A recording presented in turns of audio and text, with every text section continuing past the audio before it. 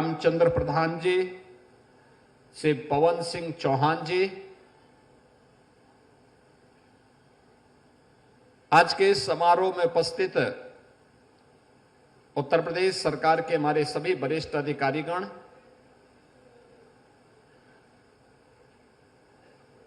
आवास विभाग, लखनऊ विकास प्राधिकरण से जुड़े हुए सभी अन्य वरिष्ठ अधिकारीगण, सम्मानित अतिथिगण और उपस्थित बहनों और भाइयों,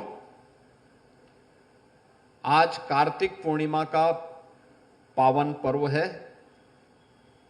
और इस पर्व पर मुझे लखनऊ में इन जरूरतमंदों को प्रधानमंत्री मोदी जी के विजन के अनुरूप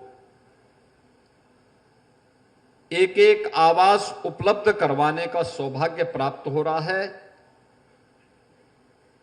मैं कार्तिक पूर्णिमा की पूरे प्रदेश वासियों को हृदय से बधाई देते हुए, जो लाखों की संख्या में श्रद्धालु अलग अलग नदियों में, सरोवरों में स्नान कर रहे हैं, गढ़मुक्तेश्वर में, टिगरी में, सुखतीर्थ में, बदायूं में,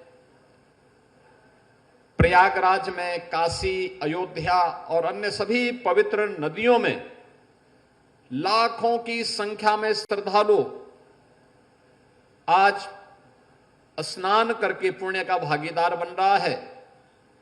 और ये मेरा सौभाग्य है कि मैं इस अवसर पर लखनऊ में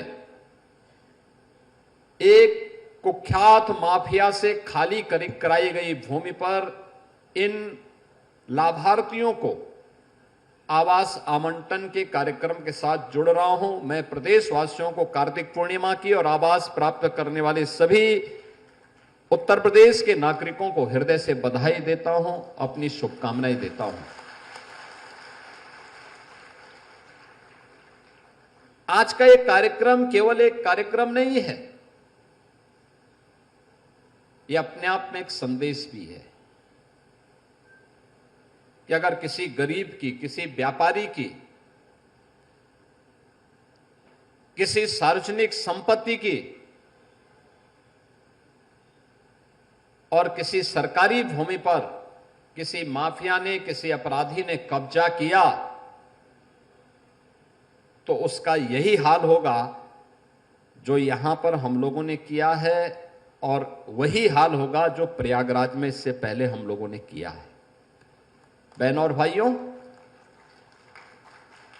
ये लखनऊ की सबसे प्राइम लोकेशन है, सबसे प्राइम लोकेशन। एक आवास जिसे एलडीए ने 10,70,000 में उपलब्ध करवाया है, अगर मार्केट रेट के हिसाब से इसको देखा जाए तो ये कम से कम 1 करोड़ में पड़ती यहां पर। लेकिन रियायत करते हुए मेरी इच्छा थी कि जब माफिया से खाली करवाएंगे तो माफिया से खाली कराने के बाद हम इस लैंड पर गरीबों का आशियाना बनाएंगे, क्योंकि माफिया से खाली होगी तो गरीब का आशियाना ही उसमें बनना चाहिए। और ये उन लोगों के लिए भी संदेश है जो लोग माफिया को अपना शागिर्द बनाते हैं, उनके कब्र में जाकर के फतिया पढ़ते हैं,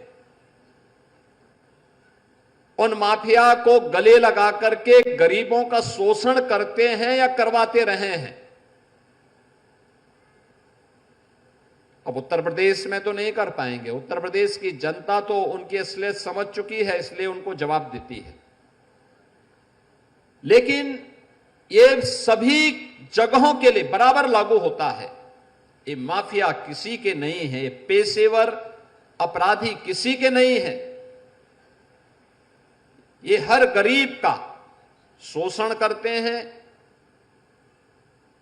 ये हर व्यापारी का अपहरण करके प्रॉपर्टी बनाते हैं और सामान्य नागरिकों के लिए, बहन और बेटियों की सुरक्षा के लिए इनके गुंडे, इनके गुर्गे हमेशा खतरा पैदा करते रहे हैं। और इसीलिए जब 2017 में आदरणीय प्रधानमंत्री जी ने मुझे उत्तर प्रदेश में सेवा का अवसर दिया, तो हमने पहले दिन ही तय किया था कि उत्तर प्रदेश की जो छवि है इसको बदलना है। उत्तर प्रदेश के बारे में जो नकारात्मक छवि देश और दुनिया में है, इसको हमें बदलना होगा।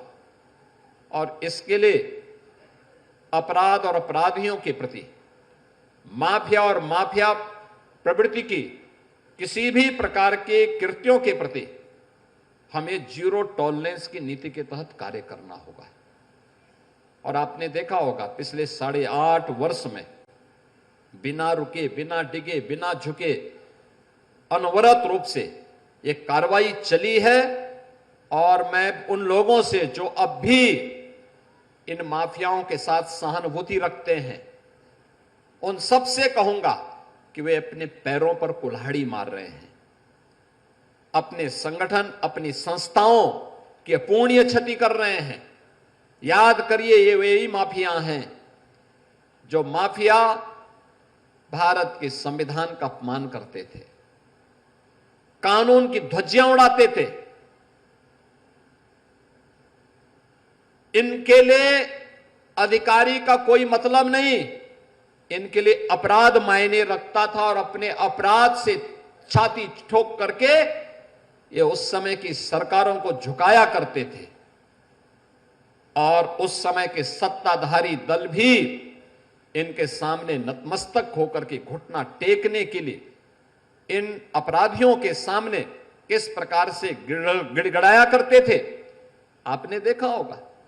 लगातार पूरे प्रदेश के अंदर, पूरा पश्चिम, कहीं भी आप जाइए, मध्य में, बुंदेलखंड में, हर जगह ये माफिया हावी थे।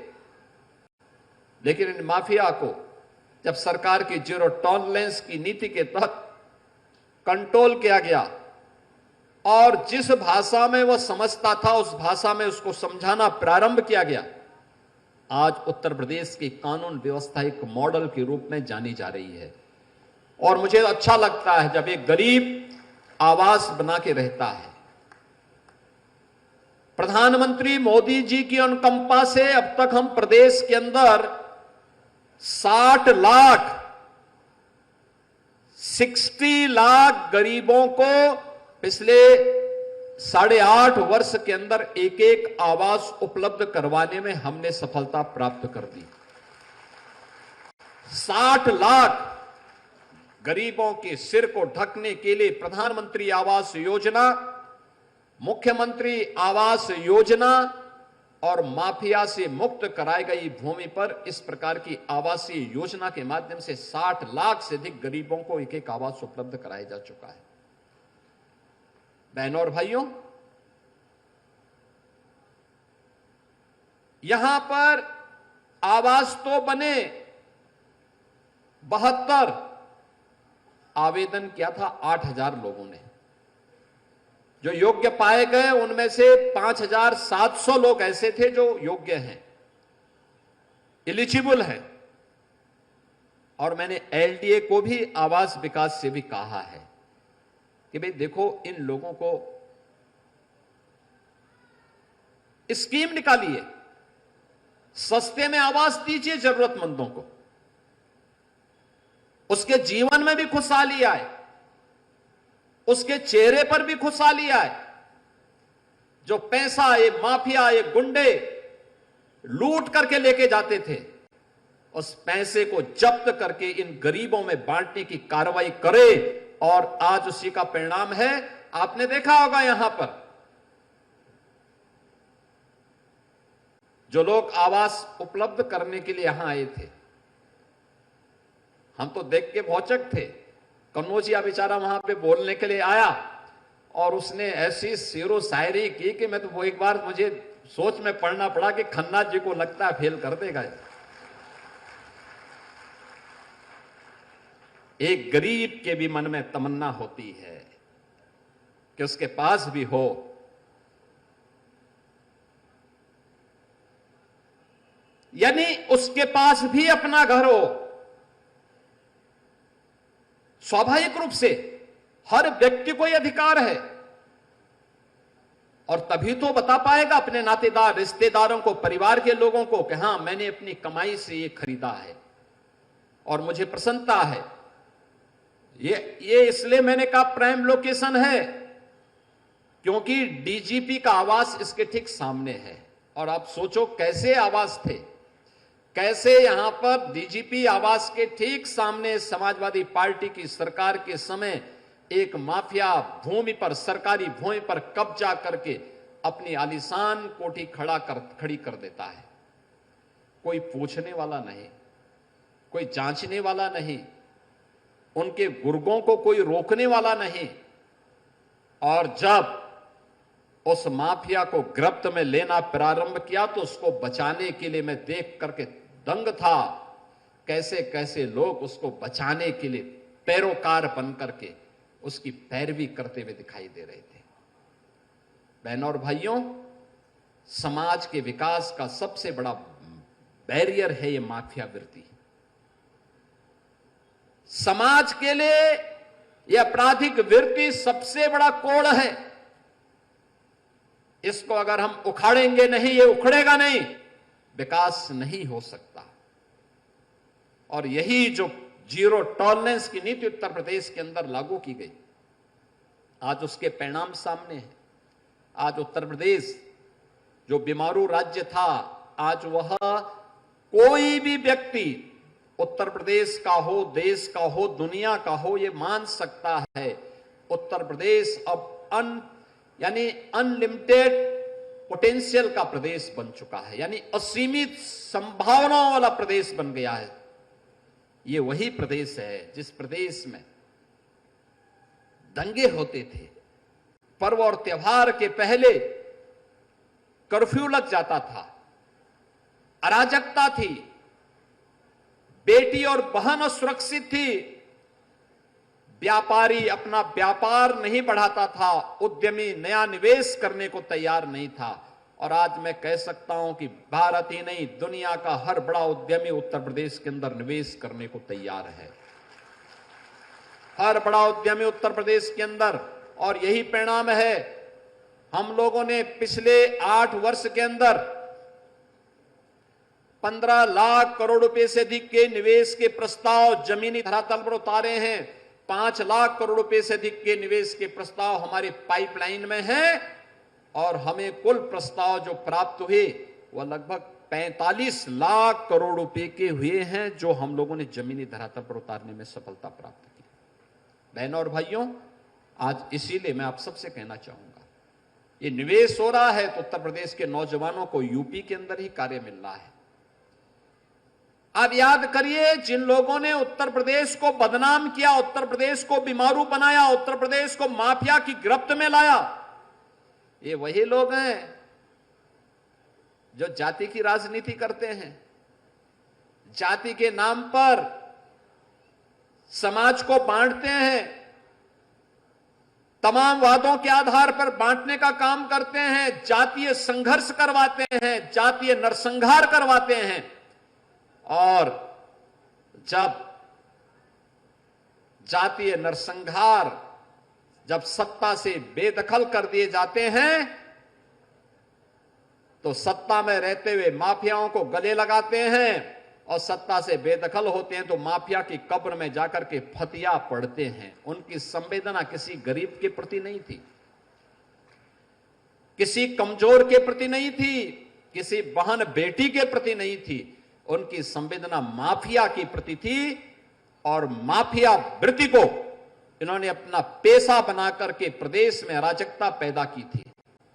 लेकिन अब उत्तर प्रदेश में माफिया वृत्ति कभी नहीं पनप पाएगी। और यही कहने के लिए मैं आज आपके बीच में आया हूं। बहनों और भाइयों, आवास के सामने एकता वन भी बना है। लौह पुरुष सरदार वल्लभ भाई पटेल की 150वीं जयंती के अवसर पर भारत माता के इस महान सपूत को इससे बड़ी श्रद्धांजलि और क्या हो सकती है कि हम उनको स्मरण कर रहे हैं, गरीबों को आवास उपलब्ध करा रहे हैं और एकता वन को लौह पुरुष सरदार वल्लभ भाई पटेल को समर्पित कर रहे हैं। आपने देखा होगा, इससे पहले यही कोकरेल और गोमती के तट पर कैसे कांग्रेस और समाजवादी पार्टी की सरकारों के समय पूरा का पूरा नदी के तट को कब्जा करके लोगों ने मॉल बना दिए थे, कब्जा कर लिया था। उनमें कुछ बांग्लादेशी घुसपैठिए भी थे, रोहिंग्या भी थे, और आज वहां पे सौमित्र बन गया है। ऐसे ही विकास होगा।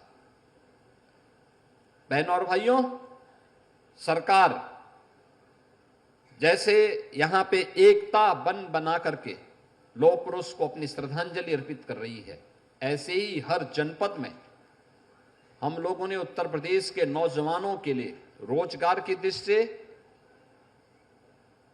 सरदार वल्लभ भाई पटेल एम्प्लॉयमेंट सेंटर, जहां पे क्लस्टर विकसित होंगे, जिसके माध्यम से हम नौजवानों के लिए स्किल डेवलपमेंट और उत्तर प्रदेश के किसी भी कार्य इच्छुक व्यक्ति को जिसके पास कोई कार्य नहीं मिल पाया है या जो उत्तर प्रदेश के अंदर कार्य करना चाहेगा, उसका स्किल डेवलपमेंट भी करेंगे और उसको एम्प्लॉयमेंट की सुविधा भी उत्तर प्रदेश के अंदर देने जा रहे हैं। ऐसे सभी 75 जनपदों में इस प्रकार के कार्यक्रमों को युद्ध स्तर पर हम आगे बढ़ाने के कार्यक्रम को हम लोगों ने शुरू कर दिया है और बहुत शीघ्र आप देखेंगे इसके बेहतर परिणाम सामने आएंगे।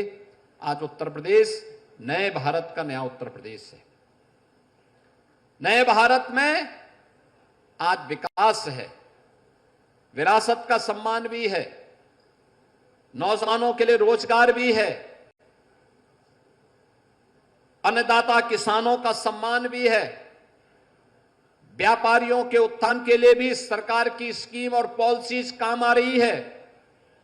ऐसे ही अन्य कार्यक्रमों के साथ उत्तर प्रदेश लगातार नौजवानों के नौकरी और रोजगार के लिए, बहन और बेटियों की सुरक्षा और उनके स्वावलंबन के लिए, समाज के प्रत्येक तबके को सम्मान दिलाने के लिए लगातार प्रयास कर रही है। और आज का यह कार्यक्रम उसी संदेश को लेकर के है कि अगर गरीब की जमीन पे कब्जा करोगे, अगर किसी सार्वजनिक भूमि पर कब्जा करके अपना आशियाना बना करके समाज को धमकाने का कार्य करोगे तो लेने के देने पड़ ही जाएंगे। और यह संदेश स्पष्ट है। ये सभी 72 लोग आराम से वहां रहें। इनको आवास की सुविधा प्राप्त होने पर मैं इनको और इनके परिवार के सदस्यों को हृदय से बधाई देता हूं। अगर ये आवास प्रधानमंत्री आवास योजना से कवर हो जाते हैं तो इनको ये आवास और भी सस्ता हो जाएगा, और भी सस्ता पड़ जाएगा इनको। आप लोग उसके माध्यम से अपने सपनों को एक नया उड़ान दे पाएंगे। आपने देखा होगा कितना अच्छा माहौल यहां पर बन रहा है, कितनी अच्छा पार्क बन गया है। ये सभी लोग खुशहाली से अपना जीवन व्यतीत कर सके, इस बात को लेकर के आप सभी को, पूरे लखनऊ वासियों को, प्रदेश वासियों को एक बार फिर से हम आश्वस्त करना चाहेंगे कि डबल इंजन की सरकार उनकी सुरक्षा, उनके सम्मान और उनके स्वावलंबन के लिए पूरी प्रतिबद्धता के साथ कार्य कर रही है। सरकार हर हाल में हर प्रदेश के नागरिक के सम्मान की रक्षा करेगी, उनके स्वावलंबन के लिए अनेक कार्यक्रम को आगे बढ़ाएगी। ये एक शुरुआत है, लेकिन इस शुरुआत को हम पूरे प्रदेश में बड़े पैमाने पर आगे बढ़ाएंगे।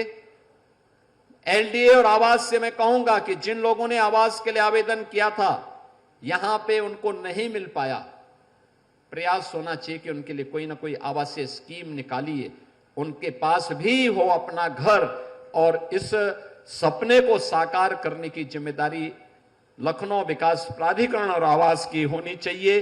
हर विकास प्राधिकरण और आवास विकास की होनी चाहिए, जिससे हर जरूरतमंद के पास उसका अपना आवास हो, उस आवास के माध्यम से अपने सपने को उड़ान दे सकें और प्रदेश और देश के विकास में अपना योगदान दे सकें। आप सबको एक बार फिर से आज के इस अवसर पर मैं हृदय से बधाई देता हूं।